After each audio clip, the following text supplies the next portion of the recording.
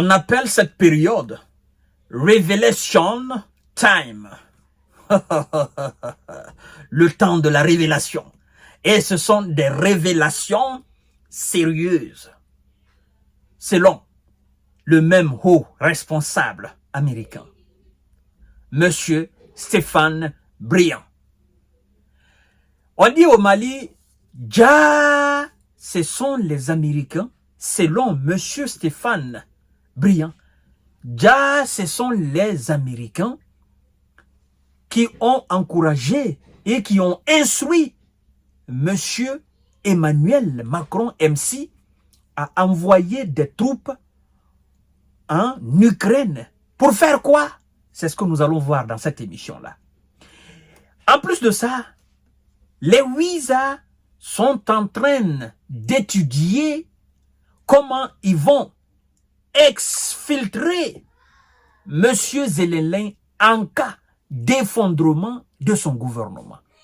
Ils sont en train alors de se préparer à l'effondrement du gouvernement de M. Zelensky en Ukraine. Chères dames, chers messieurs, chères demoiselles, cet ex-haut responsable de la défense américaine fait des révélations troublantes.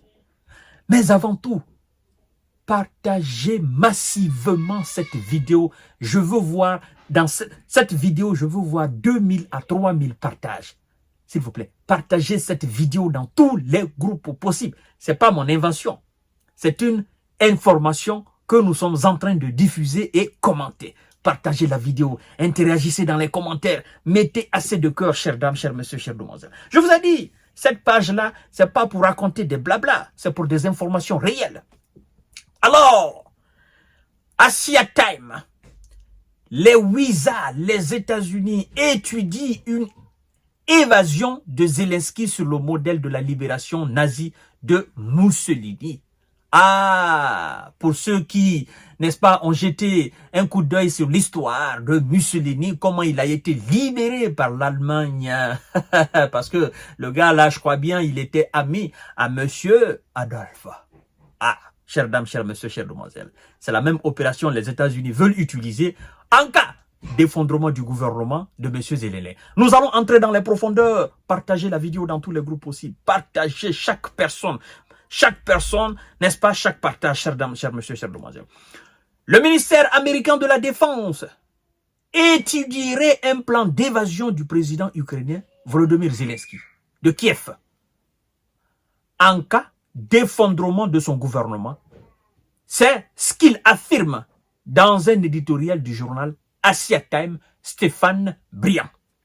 Ancien fonctionnaire de la Commission des Relations étrangères du Sénat américain et ancien sous-secrétaire adjoint à la politique de défense. C'est pas une petite personne. C'est pas quelqu'un qui raconte des blabla. Non. Écoutez bien les fonctions qu'il a occupées. On vous dit ancien fonctionnaire de la Commission des Relations étrangères du Sénat américain et ancien sous-secrétaire adjoint à la politique de la défense américaine, Stéphane Briand. Le Pentagone s'inspire de l'opération OAK de septembre 1943, lorsque les parachutistes de l'Allemagne nazie ont libéré Benito Mussolini de l'emprisonnement à Campo. Imperator, n'est-ce pas, pour le grand Sasso. Quelques jours après la proclamation de Padoglio Doumes, autant pour moi, qui annonçait la reddition inconditionnelle des forces, n'est-ce pas, italiennes aux nazis. Ça, c'est l'opération qui a été effectuée pour, naturellement, aller libérer Benito Mussolini. Vous connaissez. Alors, chères dames, monsieur l'ancien fonctionnaire nous dit que les États-Unis se prépareraient pour le même type d'opération, n'est-ce pas, pour M. Zelensky en cas d'effondrement de son gouvernement. Selon l'ancien responsable, c'est très important cette partie, l'OTAN, les États-Unis en particulier, se trouvent dans une situation de grande difficulté après l'échec de la contre-offensive ukrainienne l'été dernier. Et suite au récent succès enregistré par les forces russes sur le terrain dans l'est de l'Ukraine, ce seraient les États-Unis eux-mêmes qui auraient engagé le président Ah, mesdames et messieurs, écoutez bien cette partie-là. Écoutez bien cette partie, elle est très importante. Ce seraient les États-Unis eux-mêmes qui auraient encouragé le président Emmanuel Macron proposer l'idée d'envoyer des troupes de l'OTAN en Ukraine, ralentir l'avancée russe.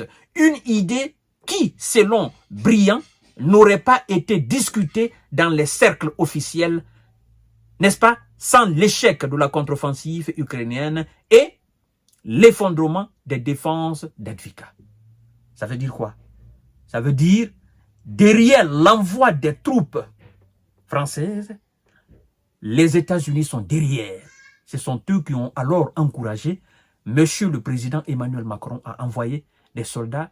Cette fois-ci, lui, il parle de l'OTAN, mais lui, il a envoyé des troupes françaises. Pour faire quoi? Pour ralentir l'avancée des Russes. Sauf que, on n'a d'ailleurs pas, je vous ai dit, et il faut que les États-Unis annoncent de nouvelles aides pour que la Russie devienne encore plus forte qu'elle ne l'a jamais été. C'est ce qu'on est en train d'assister là.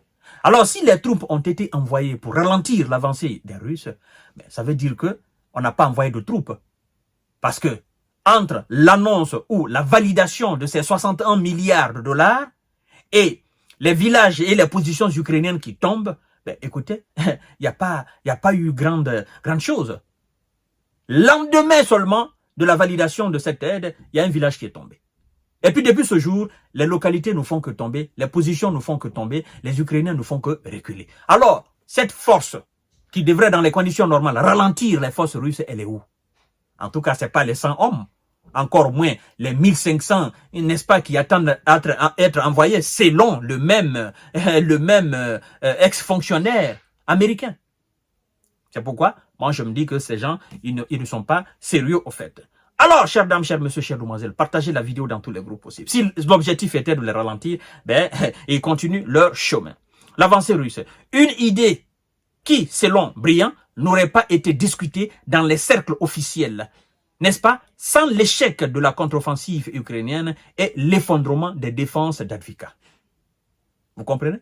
Alors, on continue, chères dames, chers messieurs, chères demoiselles. Partagez la vidéo dans tous les groupes possibles. Selon Stéphane Briand, les États-Unis sont en difficulté en raison du manque de soutien politique à toute opération militaire de l'OTAN en Ukraine. Ça veut dire quoi? Ça veut dire qu'ils avaient envie, n'est-ce pas, d'engager une opération de grande envergure de l'OTAN, n'est-ce pas, contre l'armée russe. Mais politiquement, ils sont en manque de soutien. Manque de soutien sur le territoire, n'est-ce pas, américain, mais aussi sur le continent européen. Et d'autres ailleurs, les gens ne sont pas d'accord, ne sont pas de même avis pour le lancement de cette opération militaire, n'est-ce pas, de grande envergure de l'OTAN, parce que ce serait alors suicidaire, ce serait déclaré la 3e G. Vous comprenez? Alors, le haut fonctionnaire continue en disant ceci. En particulier, après la récente fuite de responsables militaires allemands discutant de la possibilité d'une attaque de missiles allemands contre le pont de Kiev en Ukraine, Austin et le Pentagone se retrouveraient confrontés à un dilemme, n'est-ce pas, sans provocation suffisante pour justifier l'intervention de l'OTAN. On ne sait pas clairement ce que les États-Unis peuvent faire pour sauver l'Ukraine. C'est très important à comprendre cette partie.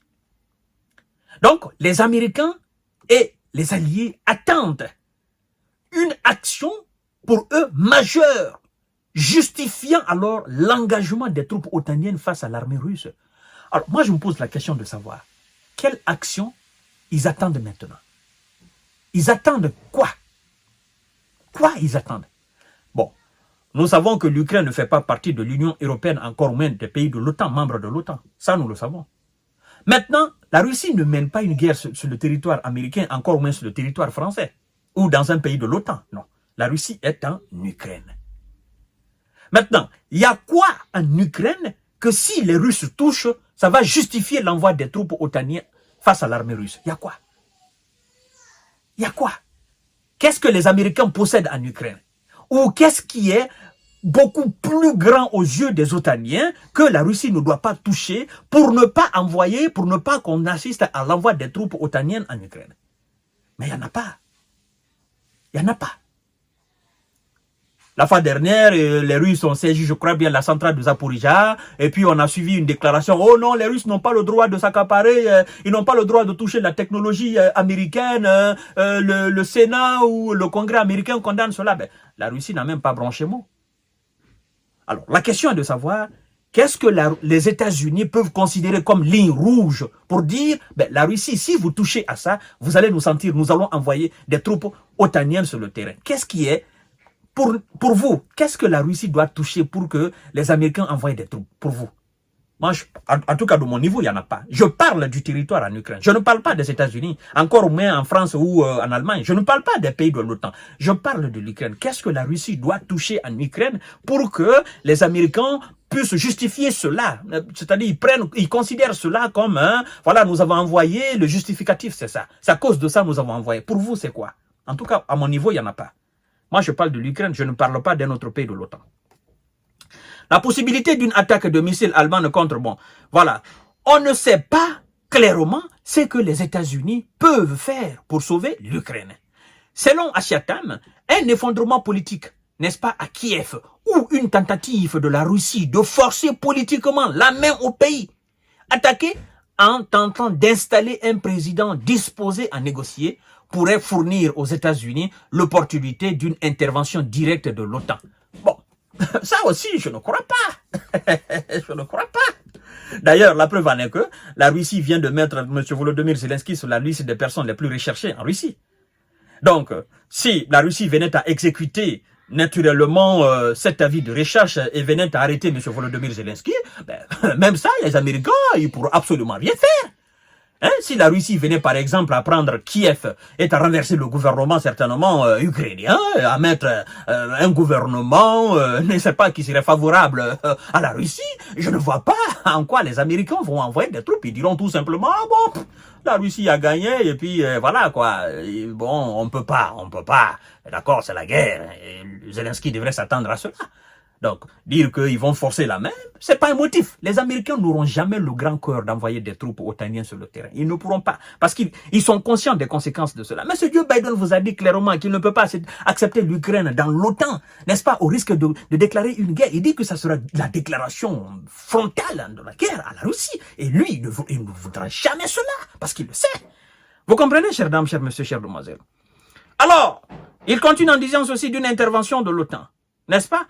Forces armées dans le pays sans susciter une réaction russe. Ce scénario impliquerait une infiltration de Zelensky sur le modèle, n'est-ce pas, du sauvetage de Mussolini en cas de nécessité, affirme le journal. Le président ukrainien pourrait être évacué et transporté vers un endroit de l'Ouest, n'est-ce pas, l'Ukraine par exemple, à Lviv. À partir de là, Zelensky pourrait attendre un moment favorable pour retourner dans la capitale ukrainienne ou, si la situation était encore plus compromise, fuir à l'étranger. Selon Stéphane Briand, l'administration du président Joe Biden, vous comprenez, il vise cependant à éviter ce scénario. Pourquoi? Au moins jusqu'aux élections présidentielles de novembre prochain pour éviter la répétition d'un échec politique similaire à celui du retrait des forces armées américaines d'Afghanistan en 2021. Alors, chères dames, chers messieurs, chères demoiselles, vous voyez, monsieur Joe Biden, alors, même s'il y a ses perspectives, même s'il pense envoyer des troupes là, il se dit, bah écoutez, calmons l'affaire parce que ce serait très grave. Hein. Ici aux États-Unis, nous sommes proches des organisations, n'est-ce pas, des élections présidentielles. Si on fait cela, ben écoutez, nous ne sommes pas actuellement en bonne posture. Voilà, les jeunes ne voudront jamais qu'on engage alors une guerre frontale contre la Russie, sachant très bien ce que possède la Russie, et ça va permettre aussi à monsieur Donald Trump d'avoir une très grande popularité à nous battre dans les urnes. Donc, selon monsieur Briand, monsieur Joe Biden est entre le marteau et l'enclume. De toutes les façons, écoutez, l'Ukraine, c'est pas les États-Unis d'Amérique. Vous comprenez? L'Ukraine ne sera jamais comme les États-Unis d'Amérique. Donc, voilà un peu les raisons pour lesquelles alors M. Emmanuel a envoyé des troupes, certainement, bon, comme il le dit, il serait soutenu par les Américains, sauf que, ça ne représente absolument rien face à l'armée russe. Chers dames, chers messieurs, chères demoiselles, toutes ces informations viennent, n'est-ce pas, de ce haut responsable de la défense américaine, donc c'est pas n'importe qui. Partagez la vidéo dans tous les groupes possibles.